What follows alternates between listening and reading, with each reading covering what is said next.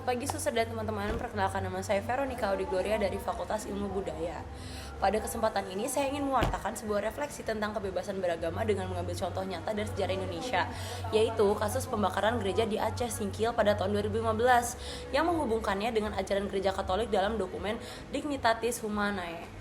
Peristiwa Singkil berawal ketika sebuah gereja dibakar massa dengan alasan pelanggaran izin rumah ibadah.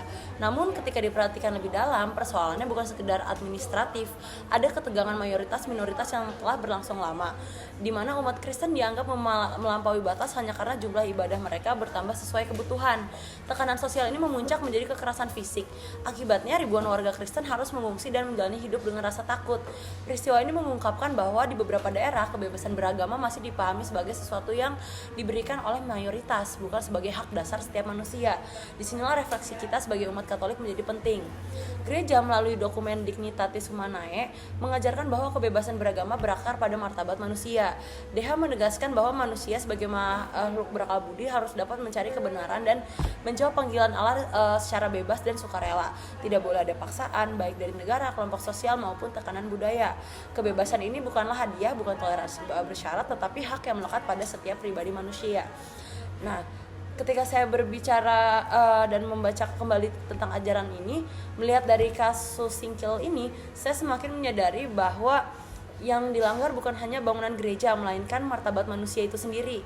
Kebebasan seseorang untuk beribadah tidak seharusnya bergantung pada persetujuan lingkungan sekitar atau tekanan mayoritas. Imam tidak dapat tumbuh dari rasa takut. Imam hanya dapat bertumbuh dalam kebebasan. Dignitatis Humanae juga mengingatkan bahwa negara memiliki tugas moral untuk menjaga kebebasan beragama bagi semua warganya tanpa memandang jumlah pemeluknya. Tanggung jawab negara adalah melindungi yang lemah, bukan mengikuti tekanan pihak yang lebih kuat. Melalui peristiwa Singkil, kita diajak untuk bertanya lebih jujur, apakah kita sungguh-sungguh menghargai martabat setiap pribadi sebagaimana diajarkan gereja? Apakah kita sudah menciptakan ruang di mana setiap orang, apapun agamanya, dapat mencari dan menemukan Tuhan tanpa rasa takut? Sebagai umat Katolik, pewartaan kita tidak hanya berupa kata-kata tapi juga sikap. Kita dipanggil untuk menjadi pembawa damai, menciptakan ruang dialog dan membela martabat setiap manusia, termasuk mereka yang berbeda iman. Karena dalam setiap pribadi kita percaya ada citra Allah yang sama. Akhirnya, peristiwa Singkil mengingatkan saya bahwa kebebasan beragama bukan sekedar prinsip hukum, tetapi sebuah panggilan untuk menghargai karya Allah yang hadir dalam setiap manusia.